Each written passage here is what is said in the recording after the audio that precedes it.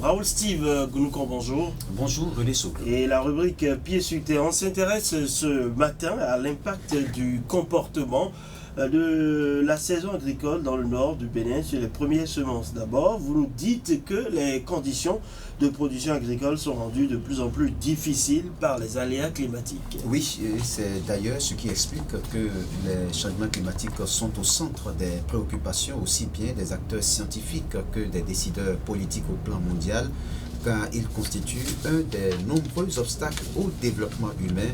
Les variabilités climatiques ont un impact direct sur la production agricole puisque les systèmes agricoles dépendent en partie de la nature, du climat.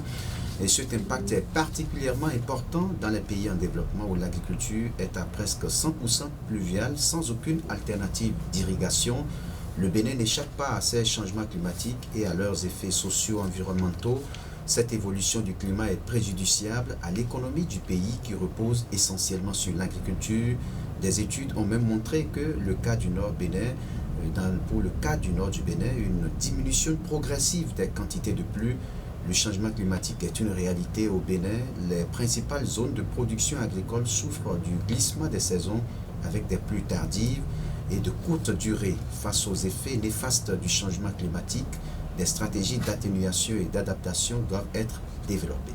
Voilà, venons-en à cette question, l'impact du comportement de la saison agricole dans le septentrion sur les premières semences. Oui, il faut dire que le comportement de la saison agricole dans le Nord traduit exactement ce que Météo Bénin avait annoncé. Des prévisions saisonnières avaient prédit des séquences sèches et c'est ce qu'on observe aujourd'hui. Et que l'ampleur de ces prévisions est plus alarmante que ce qui a été prévu. On constate qu'on fait plusieurs jours sans pluie. Les producteurs agricoles ont préparé les terrains, ils ont fait les labours, ils ont semé, mais les pluies ne sont pas au rendez-vous. Et dans ces conditions, les premières semences sont menacées de mort, parfois de pourriture.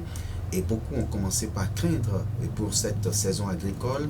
En principe, à pareil moment, on devrait être en pleine saison des pluies. Nous sommes certes en saison pluvieuse, mais ce n'est pas la pleine pluie.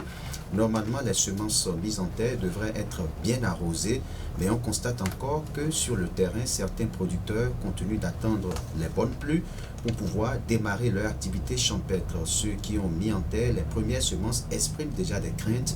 Les spécialistes du secteur agricole craignent également pour cette saison agricole.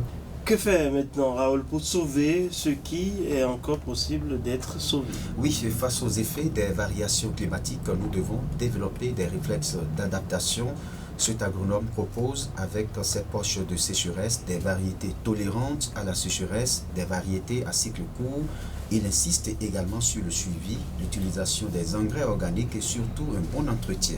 Il faut dire, René Soglo, pour finir, que les producteurs agricoles ne doivent pas désarmer, même si les premières semences ne sont pas concluantes, eh bien, les deuxièmes semences peuvent donner. Ils sont d'ailleurs habitués à ces effets des changements climatiques qui n'ont de cesse de perturber nos saisons agricoles. Ils doivent garder l'espoir parce que les pluies finiront par venir, elles seront au rendez-vous, la terre sera arrosée et avec leur engagement, leur abnégation qu'on leur connaît, la campagne agricole pourra être sauvée.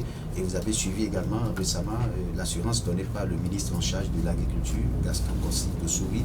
Donc, ils doivent suivre les conseils que les services agréés de l'État, les ONG, donnent.